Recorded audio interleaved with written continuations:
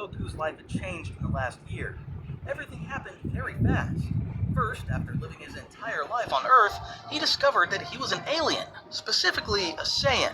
Without a doubt, that revelation was shocking, but not as pleasant as one might expect for someone who had just learned of his origins, since the first impression he got of his race through his brother Raditz was hardly the best. Later on, that same bad impression would be reinforced by the horrible acts of cruelty displayed by Nappa and Vegeta, with many of his friends having died before he could return from his training with King Kai to save whoever was left alive, which wasn't many.